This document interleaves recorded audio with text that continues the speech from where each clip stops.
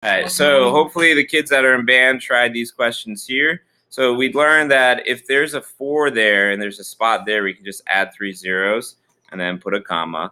For number 4, we went to the right 5, so it was 514,000.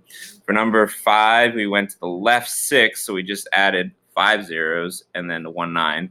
And then someone from the audience wanted to tell me what was the trick for number 6, Adam in the back.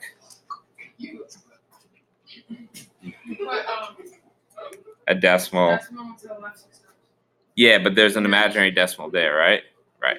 All right, so the next part is just doing the opposite. So now we're going to convert from standard notation into scientific notation. So basically, this is what probably scientists wanted this notation for. So we'll take numbers that are really, really big, or numbers that are, I didn't put any really small numbers, but bigger small numbers, and we're going to put them into scientific notation. So step 1.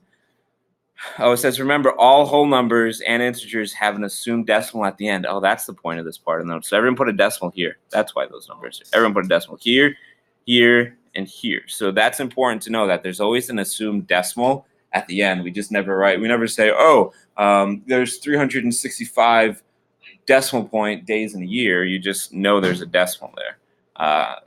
You're right, Devin? Devin thinks this is so funny. So Devin, can you read the first step? Nice one. You have a question? Is that 98 million? That is 98. Thousands, millions. Yeah, thousands, millions, billions. I think that's trillions. No, wait, no. Hundreds, thousands, millions, billions. You're right. It's negative 98. That's wicked small. All right, Devin, back to you, kid. Could you read step 1? Move the decimal so that the large or small number is between 1 to 10. All right. Step 2, nice and loud. Kylie thinks it's funny. Go ahead, Kylie, read it. Step 2. Yep.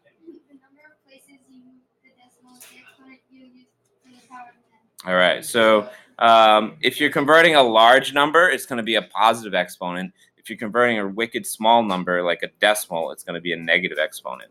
So step 3, I wrote, just write the number in the proper format. So again, just like we saw earlier in the notes, number from 1 to 10 and times 10 to a power. So example, here we go. So in this one, there's a decimal here, and then I'm going to move it 1, 2, 3, 4 spots to make it 9.6 times 10. Raise your hand. Is it going to be a positive 4 or a negative 4? I'll give you this, I don't know, this lottery jackpot thing. Sure, if you get it right, but I'm going to call on Adam, sorry. Bummer. But what are you going to say the answer is? Negative 4. Oh, no, Jared.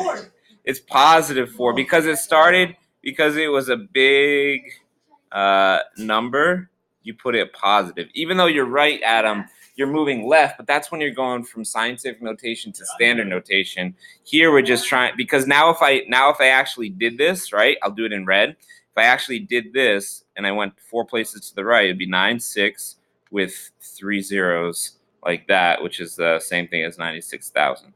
So it's almost like you have to think of it backwards. So I'll get you that Chinese flag in a second. Number 8, before I pause the video again, this one is a wicked small number. So I'm going to go 1, 2, 3, 4, 5, 6, 7, 8 spots. All right. So 1.71 times 10 to the what? Times 10 to the what? Would it be positive 8 or negative 8? Jill?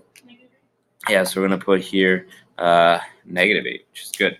So I'm going to pause the video for the band kids, and they can try the bottom. And then also, if you're in band on Google Classrooms, there's going to be this wicked cool scientific notation song that you should listen to too. So I'm going to stop here.